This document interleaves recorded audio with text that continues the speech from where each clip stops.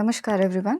किसी ने हमसे क्वेश्चन पूछा है कि पास्ट लाइफ थेरेपी में जो हम कर्म काटने की बात करते हैं तो ये कैसे पॉसिबल है।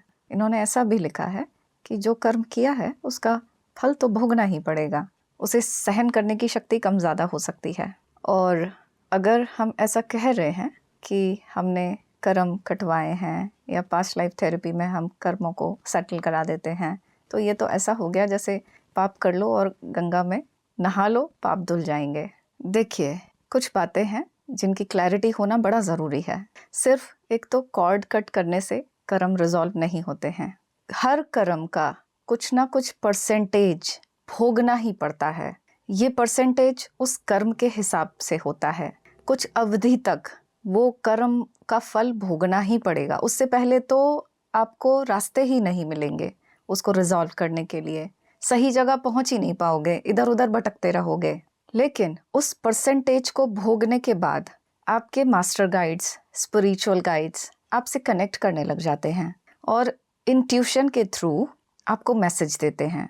ऐसा इसलिए होता है क्योंकि हर सोल के पास एक फ्री विल होती है, और क्योंकि हर सोल को कर्म के बंधनों से निकलना है, अपने आप को एलिवेट करना है, तो मास्टर गाइड्स उनको गाइड करते हैं कि इस तरह से अब तुम अपने कर्मों को, जो बचा हुआ ब्याज है, उसको क्लियर कर सकते हो। ऐसा तो बिल्कुल ही असंभव है कि किसी ने कोई पाप किया और उसके बाद पास्ट लाइफ थेरेपी लेकर उसने उसको रिजॉल्व कर लिया। इम्पॉसिबल है, हो ही नहीं सकता है। कई सारे ऐसे केसेस मैंने देखे हैं। जैसे मैं बताती हूँ, एक बच्चा है, यंग बच्चा है, उसको MS डिजीज़ हो गई थी। बहुत ही खतरनाक बीमारी होती है। उसमें ब्रेन से बॉडी पार्ट्स में सिग्नल पहुंचने बंद हो जाते हैं। बहुत खतरनाक है, आप देखिएगा, गूगल पर सर्च करके इसके बारे में पढ़ना, है ना। तो जब उसके लिए पास्ट देखा तो ऐसा था कि किसी टाइम में वो बच्चा एक डॉक्टर था और उसका मोटिव सिर्फ पैसा कमाना था। तो मरीजों के बेचारे अपनी ज़मीनें बेच बेच कर आते थे, डॉक्टर्स आपको पैसे देते थे, और उन्होंने जिनका ऑपरेशन करना ज़रूरी नहीं था उनके ऑपरेशंस कर दिए, अननेसेसरी दवाइयाँ खिला दी, है ना। पैसा कमाने के लिए उन्होंने इस तरह से किया मरीजों के साथ। तो उनका ये कर्म रिजॉल्व ही नहीं हुआ ही नहीं। सभी ने मना कर दिया। जो प्रोसीजर होता है इसका, उस प्रोसीजर में हर एक स्टेप में उनके लिए बिल्कुल मनाही आ गई कि नहीं, ये कर्म अभी सेटल नहीं हो सकता है ना। और ऐसे और भी केसेस हैं जो मैंने खुद एक्सपीरियंस किए हैं। एक पर्सन है, वो भी यंग हैं, उनकी लाइफ बिल्कुल ऐसी है, थोड़ा डिसेबिलिटीज़ हैं, वो थोड़ा सा स्लो हैं हर एक काम में, उनके हेल्थ इश्यूज़ बहुत ही ज़्यादा हैं, हर एक चीज़, हर एक ऑर्गन में कुछ ना कुछ परेशानी है। तो ऐसे में वो तो पास्ट लाइफ थेरेपी कर ही नहीं सकते थे, देख ही नहीं सकते थे अपनी पास्ट लाइफ। तो क्योंकि मैं एडवांस पास्ट लाइफ थेरेपिस्ट हूँ, तो मैं उनके लिए उनकी लाइफ में उनकी परमिशन से मैं एक्सेस कर पाई थी। और वहाँ पर भी उनके जो कर्म थे वो दिखे ही नहीं।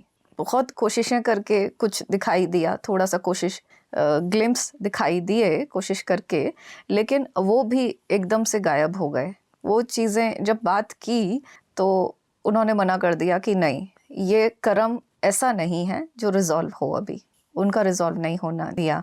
और भी एक केस था, उसमें वो भी एक यंग लड़का था और बहुत ही परेशानी थी उसके साथ। एक एक्सीडेंट हो गया था उसका बहुत ज़बरदस्त, तो उसमें और भी उसके ऊपर नेगेटिविटीज़ वगैरह, बहुत हैवी सी चीज़ें थी उसके साथ। तो जब उनकी पास्ट लाइफ देखी तो उनकी पास्ट लाइफ दिखी तो, लेकिन उनकी भी रिजॉल्व नहीं हुई ही नहीं, है ना। और बिल्कुल ही मना कर दिया। कुछ चीज़ें रिजॉल्व हो पाई जिनके कि कर्म उन्होंने भोग लिए थे, लेकिन अभी जो बाकी थे वो नहीं हो पाया, उसके लिए समय था अभी। तो फिर उनके पेरेंट्स को, इन सभी के पेरेंट्स को बताया कि आप इनके लिए फॉरगिवनेस कीजिए अभी, और इनके हाथों से अच्छे काम करवाइए, थोड़ा पुण्य इनके लिए इकट्ठा कीजिए, तब जाकर इनके जो हैं कर्म जो है ना हल्के होंगे, तब इनको रास्ते मिलेंगे। तो इस तरह की होती हैं ये चीज़ें। ऐसा नहीं है कि कर्म करके बस आप पास्ट लाइफ थेरेपी लो और वो चीज़ें ठीक हो जाएंगी। नहीं होता ऐसे। जब तक आप कर्म का परसेंटेज भोग नहीं लेंगे तब तक आपको रास्ता ही नहीं मिलेगा। और जो सहन करने की शक्ति के बारे में बात है, तो ये सब अपनी सोल पावर के ऊपर होता है। सोल जितनी ज़्यादा एलिवेट होगी, जितनी उच्च श्रेणी में होगी अपनी, उतना ही उसको उस कर्म का इफेक्ट कम पड़ेगा, है ना। जो सोल जितनी ज़्यादा वीक होगी, जितनी ज़्यादा कमज़ोर होगी, वल्नरेबल होगी, उतना ही कर्म का इफेक्ट, प्रभाव उसके ऊपर उतना ही ज़्यादा पड़ेगा। ये बात भी आपकी बिल्कुल ठीक है कि कर्म से कोई भी बच नहीं सकता है। चाहे वो कर्म छुप कर किया हुआ है, लेकिन उसको भोगना ही पड़ेगा। जैसे और भी आपने सालों पहले कोशिशें की होंगी पास्ट लाइफ थेरेपी लेने की, लेकिन आप पहुंच नहीं पाए होंगे या ब्लॉक हो गई होंगी, तो वो इसीलिए होता है क्योंकि समय नहीं आया हुआ होता है। अभी उस कर्म का फल भोगना बाकी रह जाता है। एक बात और कहना चाहती हूँ, सोल होना अपने आप में कोई छोटी बात नहीं है। हमेशा याद रखिए, सोल के पास अपनी फ्री विल होती है, स्वतंत्र इच्छा। सोल अपने आप में क्या चाहती है, अपने जीवन में सोल क्या करना चाहती है, किस तरह का जीवन उसे चाहिए, अपनी फ्री विल से वो इन सब चीज़ों को क्रिएट कर सकती है, इन सब चीज़ों को ना अट्रैक्ट कर सकती है अपने पास में। अब ब्लॉकेज कहाँ आती हैं? ब्लॉकेज आती हैं कर्म। लेकिन कर्म के साथ साथ भी अपनी फ्री विल से, अपने अच्छे एफर्ट्स के साथ, पॉजिटिव एफर्ट्स के साथ, उन चैलेंजेस के होते हुए भी ग्रो किया जा सकता है। क्यों ग्रो किया जा सकता है? क्योंकि हम सबके पास फ्री विल है अपनी। हम चूज कर सकते हैं कि जो सिचुएशन हमारी लाइफ में है, उस सिचुएशन में हमें वल्नरेबल बन के रहना है। हम मतलब जैसे एक गड्ढा सा है, उस गड्ढे में ही रहना चाहते हैं, या फिर गड्ढे में से निकलने के लिए एफर्ट्स करना चाहते हैं, है ना। वो भी पॉजिटिवली, वो भी समझदारी के साथ, वो भी एक्सेप्ट करते हुए कि हाँ, हम अपनी वजह से ही इस सिचुएशन में हैं, और हम एक्सेप्ट करते हैं हमारी ही कोई गलती होगी, हमारा ही ज़रूर कोई ऐसा कर्म रहा होगा जिसकी वजह से ये हमारे पास कॉन्सिक्वेंस आ रहा है। जैसे ही हम ये एक्सेप्ट कर लेते हैं, तो हमारा जो है ना 50% कर्म के लिए जो रास्ते हैं वो खुल जाते हैं। और अपनी फ्री विल से हम पॉजिटिव काम कर करके, अपने आप को पॉजिटिवली चेंज करके, इस सिचुएशन को बहुत हावी होने से बचा सकते हैं। उसका इफ़ेक्ट कम होने लग जाएगा। सिचुएशन वही रहेगी, लेकिन हम खुद स्ट्रॉन्ग बन जाएंगे। तो वो जो सिचुएशन है, उसका इफ़ेक्ट हमारे ऊपर जो प्रभाव डाल रही है, वो हमें इतना कमज़ोर कर रही है, हमें इतना रुला रही है, वो कम हो जाता है। तो हमेशा इस बात को याद रखना, हमारे पास फ्री विल है। जो हम डिसीजन लेंगे अपनी लाइफ में, जो हम अपने लिए फ़ैसले करेंगे, फ़ैसले करने के लिए हम स्वतंत्र हैं, और हमारे फ़ैसलों से ही हमारा भविष्य बनता है। हम जिस तरह की चॉइसेस अपने लिए लेते हैं, उसी से हमारा भविष्य डिसाइड होता है। कर्म का भी रोल होता है डेफिनेटली, लेकिन फ्री विल हमेशा से हमारे पास होती है, ठीक है। तो कभी भी किसी सिचुएशन में एक तो घबराना नहीं चाहिए। सबसे पहले तो एक्सेप्ट कर लीजिए कि ये हमारी वजह से ही हुआ होगा, कोई ना कोई कर्म ऐसा होगा। अब ये हमारी चॉइस है कि हम इस सिचुएशन में ही फंसे हुए रहें, या फिर हमें निकलने के लिए कुछ एफर्ट्स भी करने हैं, ठीक है।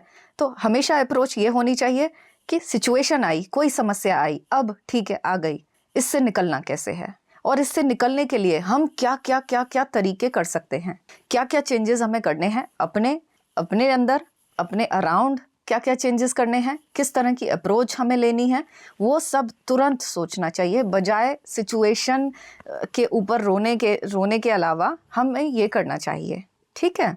तो सिचुएशन आई, अब इससे निकलना कैसे है, निकलने के लिए क्या क्या करना है। और जैसे ही आप एक स्टेप लेना शुरू करते हैं ना, यूनिवर्स आपका साथ देता है, लेकिन एक्सेप्टेंस ज़रूरी है। अगर आप ये सोचेंगे कि हमने तो कुछ किया ही नहीं है, पता नहीं क्या कर्म किए हैं, ऐसा हमने तो आज तक कभी किसी को दुख नहीं दिया है, किसी को परेशान नहीं किया है, फिर हमारे साथ ऐसा क्यों हो रहा है, तो ऐसे में ना चीज़ें उलझती हैं, रास्ते साफ नहीं होते हैं। जब तक स्वीकार नहीं करेंगे तब तक रास्ते नहीं खुलेंगे, ठीक है। एक और अभी वीडियो बनाती हूँ, देखना कि हमारे साथ जो परेशानियां हैं वो कहाँ से उनके रूट हो सकते हैं। तो आज की वीडियो में इतना ही। थैंक यू फॉर वॉचिंग, और मेरे चैनल को सब्सक्राइब ज़रूर कर लीजिए, वीडियो को लाइक ज़रूर कर लीजिए और शेयर कर दीजिए, जिससे और लोग भी थोड़ा सा जो परेशान हैं उनको एक रास्ता मिल जाएगा। तो गुड बाय।